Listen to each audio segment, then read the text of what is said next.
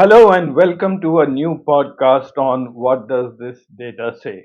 I am Ajay Prakash. When we talk about a nation's progress, most people immediately think of GDP. But the United Nations looks at something far broader, the Sustainable Development Goals or the SDGs. These are 17 targets that measure how a country is really doing, not just in money or infrastructure, but in how its people live. They look at things like education, health, gender equality, clean energy, climate action, and good governance. Every year, countries are ranked on a global SDG index that combines more than 100 indicators, everything from how many children go to school to how clean the air is. It's a mirror that shows whether growth is truly reaching people or just staying in the headlines. And when you look at that mirror, India's reflection tells an interesting story. In the 2024 SDG Index, India stands at 112th place among 166 countries. Improving, yes, but still far from the top. What's more revealing though is what happens inside India. The southern states, Kerala, Tamil Nadu, Telangana, Karnataka, Andhra Pradesh, consistently rank in the top while many northern states continue to struggle. The message is clear. It's not geography that decides progress, it's governance. So if the SDG index shows India's mixed report card, the next question is who is doing it right? In nearly every ranking from NITI Aayog's SDG Index to RBI's state finance reports, the five southern states dominate the top slots. And yet they don't shout about it. They simply deliver. Good governance doesn't trend on social media, it shows up in your neighborhood school. So today, let's decode why the South quietly outperformed the rest of India and what lessons the rest of the country can take from it.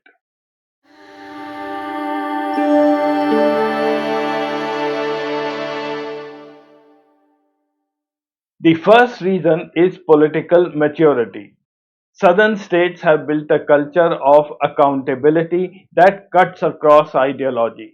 Whether it's the DMK or the AIDMK in Tamil Nadu, the YSRCP or TDP in Andhra, TRS, now BRS, or the Congress in Telangana, they fight fiercely, but on delivery, not division.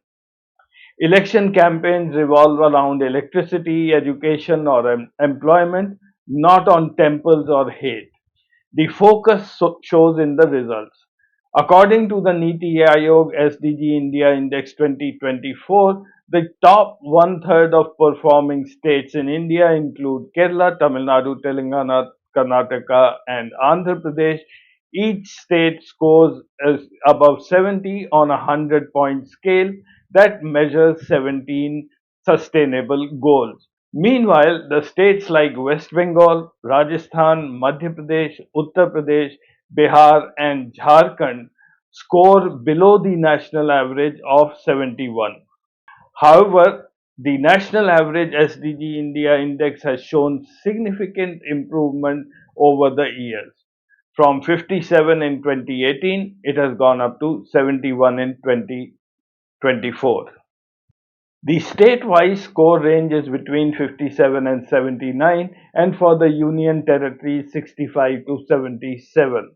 Uttarakhand and Kerala top the list with a score of 79.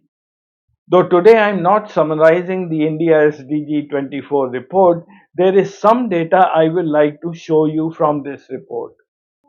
Though today I am not summarizing the India SDG 2024 report, there is some data I will like to show you from this report. There is no reason really to disbelieve these charts, yet it doesn't have a corroborative evidence from off the street talk. Talk of poverty alleviation. India has made significant strides Yet the GDP per capita of the lower 50% of Indians remains abysmally low at around rupees 71,000. Also, 81.35 crore Indians survive on government sponsored free rations. Hunger and nutrition has not shown even marginal improvement. As indicated by the Global Hunger Index 2024, India ranks 105th out of 127 countries with a GHI score of 27.3, which indicates a serious level of hunger. Yet the Modi government called the GHI as flawed measures, malafide intent, and rejected it outright. The NITI Aayog SDG report now corroborates the same. Modi government today is quiet. Lastly, the Quality Education Index. It is the most worrisome. Observe how the index has been stationary from 58 in 2018, 57 in 2021, and 61 in 2024. Yet the country seems to be slipping badly in education, a fact that Modi has been brushing under the carpet. So let us get back to our story now. North versus South remains a governance versus slogan story. In the South, welfare is institutional, not occasional. Kerala's public health network reaches even remote villages. Tamil Nadu's school lunch program feeds nearly 7 million children every day, a model so successful that Delhi adopted it nationally in 1995.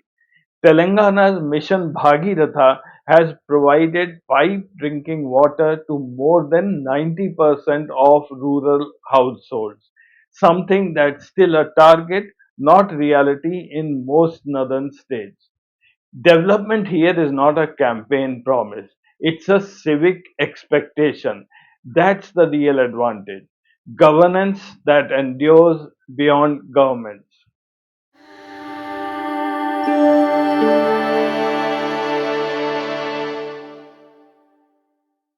Education is the foundation of everything the South built. In Kerala, literacy exceeds 94%. In Tamil Nadu and Karnataka, it's above 85%. Compare that to Bihar, 69%, or Uttar Pradesh, 73%. The impact goes far beyond the classroom. Educated citizens demand better healthcare, smaller families, cleaner governance, and they vote for it. The female literacy in South averages over 80%, nearly 20 points higher than the Hindi heartland.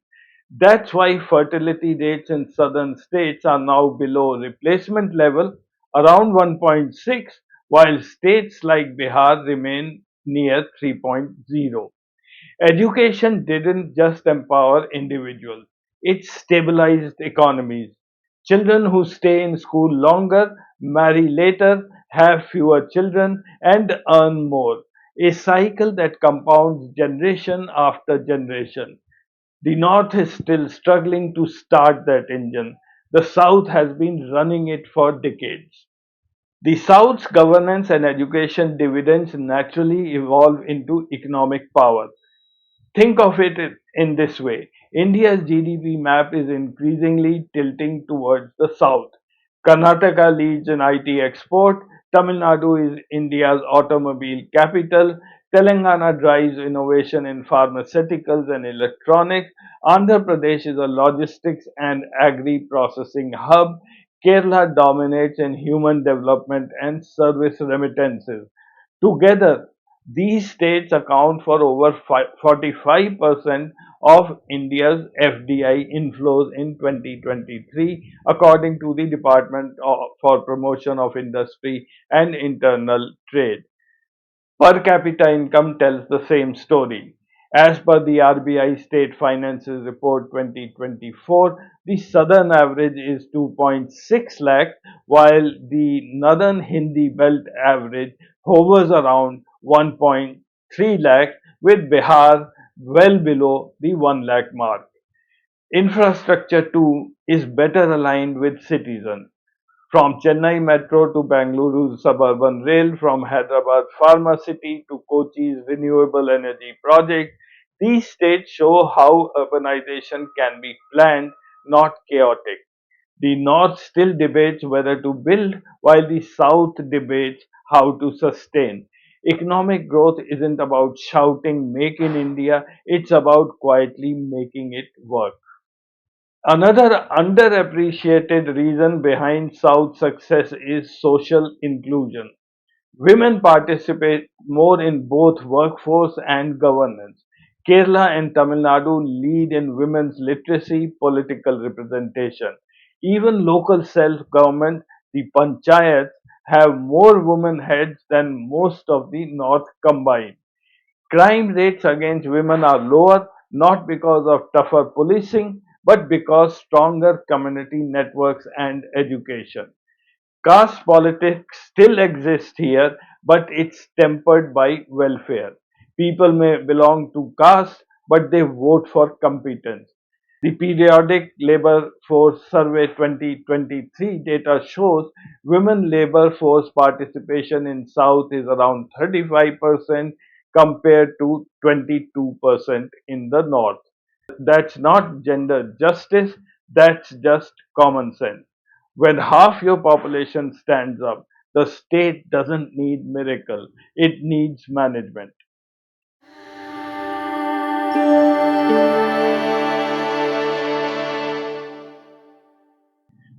Politics in the end is what makes or breaks development. And here too the South rewrote the rules. Southern voters have a short patience for failure. Miss your promises and you're out. Governance changes hands every 5 to 10 years, yet policies remain stable. The North often votes for emotion. The South often votes for evidence. Election manifestos here talk about education budgets, electricity reform, and welfare audits, not religion or revenge. According to the Lokniti CSDS voter studies, issues like inflation, education, healthcare rank higher in southern voter priorities, while religion, identity, and caste rank higher in the north. This results in something remarkable. Even when governments change, programs don't vanish. DMK continues the AIDMK's welfare models. BRS sustained Congress projects in Telangana. TDP and YSRCP compete on social delivery, not rhetoric. Power shifts in the south, but progress doesn't pause. So, what can the north learn from the south? First, governance is not culture bound. Good schools and hospitals don't need accents, they need administrators. Second, population control and education go hand in hand. A smaller, better educated population creates sustainable economies. Third, cooperative federalism works best when each state builds on strength. The South proved that federal autonomy can deliver when backed by responsibility. If Bihar had Kerala's literacy, if Uttar Pradesh had Tamil Nadu's healthcare, if Madhya Pradesh had Karnataka's innovation, India's GDP would be a different story altogether. The real divide isn't north and south, it's between noise and nuance. The South never claimed to be perfect. It has its share of unemployment, inequality, and political friction. But it never lost focus on the fundamentals: education, health, and governance. That quiet efficiency is what built global cities like Bengaluru and Hyderabad and what kept states like Kerala and Tamil Nadu high on human development charts for decades. There's a lesson there for all of India. True progress doesn't need to scream, it just needs to work silently, consistently, and inclusively. India doesn't have to look west to learn development, it just needs to look south. Thank you for watching.